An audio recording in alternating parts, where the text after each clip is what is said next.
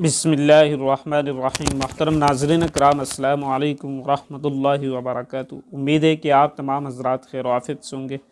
میرے دوستو، عزیز ساتھیو، ترکی کے معروف عالم دین محمد امین سراج علیہ الرحمہ اللہ کو پیارے ہو گئے ہیں۔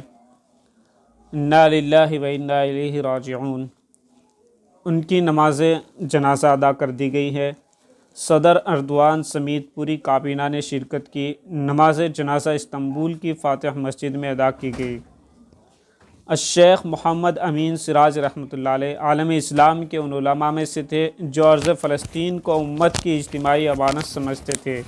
گزشتہ جمعہ علم و عرفاں کا یہ باب بند ہوا جس کی وفات پر ترکی میں ہر آنکھ اشک بار ہے۔ عالم باعمل کی حیات پر ڈاکٹر عالم خان کی تحریر آپ حضرات کی خدمت میں یہ پیش کی جائے گی۔ آپ حضرات اس ویڈیو کو آخر تک سماعت فرمائیں، آخر تک دیکھیں اور جانیں کہ ترکی کے معروف عالم دین محمد امین سراج رحمۃ اللہ علیہ کون تھے اور ارض فلسطین کے بارے میں ان کا کیا موقف تھا۔ آپ حضرات اس ویڈیو کو آخر تک ضرور سماعت فرمائیں۔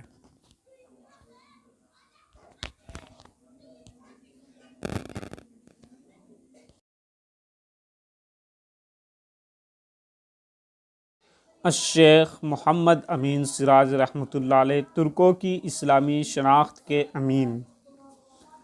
تحریر ہے ڈاکٹر عالم خان صاحب کی، ہم آپ حضرات کی خدمت میں پیش کر رہے ہیں۔ خلافت عثمانیہ کے سقوط کے بعد ترکی کو جمہوریت کے نام پر ایک سیکولر اسٹیٹ بنانے کے لیے اقدامات کیے گئے تھے۔ کوشش یہ تھی کہ اسلام صرف شناخت کی حد تک رہے، باقی اس کا اصل تصور عثمانیوں کے ذہنوں سے نکال دیا جائے۔ اس ہدف کی تکمیل کے لیے عربی رسم الخط، عربی میں اذان اور اسلامی علوم پر پابندی لگا دی گئی، جس کے باعث اسلام پسند لوگ انفرادی طور پر ہی اپنے بچوں کو اسلامی تربیت کا بندوبست کرنے لگے اور ان کو قرآن کریم، عربی رسم الخط اور علم فقہ سے روشناس کرانے کی کوشش کرتے تھے۔ یہی وجہ ہے کہ مغرب کافی محنت کے باوجود ترکوں کے لباس، پوشاک اور ثقافت کی تبدیلی میں کسی حد تک کامیاب رہا، لیکن ان کے باطن کو تبدیل کرنے میں ناکام رہا، جس کی وجہ سے عثمانیوں کی اولاد میں وقتاً فوقتاً ایسی انقلابی چنگاریاں پیدا ہوتی رہتی جو مغرب کے خوابوں کو چکناچور کرنے کا باعث بن جاتی، اور جس قوم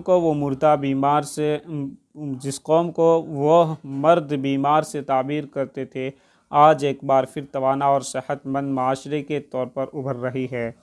اسلامی علوم کے حصول پر پابندی کی صعوبتوں کا اندازہ اس سے لگایا جا سکتا ہے کہ ان دنوں والدین کو صرف اسی وجہ سے پابند سلاسل کیا جاتا تھا کہ آپ نے بچوں کو قرآن یا عربی زبان کی تعلیم دی ہے۔ اس دور میں توقت کی سرزمین پر ایک مرد مجاہد حافظ مصطفیٰ افندی کو بھی اسی جرم کی پاداش میں زندان بھیج دیا گیا تھا کہ اس نے اپنے ایک چھوٹے بچے محمد امین سراج کو قرآن اور عربی زبان پڑھایا تھا، لیکن وہ استقامت کا پہاڑ تھا۔ وہ جیل کے کالی کوٹریوں کے خوف سے اپنے بیٹے کی اسلامی تعلیم و تربیت سے پیچھے نہیں ہٹے اور اپنے بیٹے کو آبائی شہر توقت سے مرزیفون اور پھر استنبول بھیجا تاکہ وہ علم دین حاصل کر کے انبیاء کا وارث بنے۔ استنبول اس وقت ان اہل علم کا مرکز تھا جو سرکاری اعتاب کے باوجود خفیہ طریقے سے قرآن و سنت اور علم فقہ کی خدمت کرتے تھے۔ محمد امین سراج انہی کے زیر تربیت رہے اور الشیخ فرحت ریزوی رحمۃ اللہ علیہ اور الشیخ سلیمان افندی سے علم حدیث میں سند اجازہ حاصل کیا، لیکن علم کی تشنگی پوری نہیں ہوئی اور 1950 میں مصر ہجرت کر گئے، جہاں الشیخ زاہد الکوثری رحمۃ اللہ علیہ کے حلقہ تلمیذ کا شرف حاصل کر کے عالم اسلام کی مشہور یونیورسٹی جامعہ ازہر سے القضاء الشرعی میں تخصص کیا تھا۔ اگرچہ 1949 میں ترکی میں اسلامی علوم کو پڑھانے کی قانونی اجازت مل گئی تھی اور انقرہ یونیورسٹی میں پہلی فیکلٹی آف اسلامک اسٹڈیز کا افتتاح بھی کیا گیا تھا، لیکن 1958 میں جب محمد امین سراج وطن واپس ہوئے تو کسی ذاتی مدرسے یا ادارہ بنانے کے بجائے آپ نے مسجد سلطان الفاتح استنبول میں علم کا سراج روشن کیا۔ الشیخ امین فجر کے نماز کے بعد تفسیر بیضاوی، صحیح بخاری، نور الاضاء، قدوری، ہدایہ، احیاء علوم الدین اور قاضی عیاض رحمۃ اللہ علیہ کی کتاب الشفا پڑھاتے تھے، جس میں ترکی کے شرق و غرب سے مشرق سے مغرب ہزاروں پتنگان دین اور تشنگان علوم شرعیہ شرکت کرتے تھے اور شیخ رحمۃ اللہ علیہ سے مستفید ہوتے تھے۔ جامعہ سلطان الفاتح کے اس نوجوان مدرس کو آج دنیا الشیخ محمد امین سراج رحمۃ اللہ علیہ کے نام سے جانتی ہے، جو ایک مشنری سوچ کا مالک تھا۔ وہ علم و عمل کے ذریعے انقلاب کے قائل تھے اور علوم شرعیہ کو ترکوں کی حقیقی میراث سمجھتے تھے۔ عربی زبان کے ماہر تھے، انہوں نے سینکڑوں عربی کتابوں کا ترکش زبان میں ترجمہ کیا۔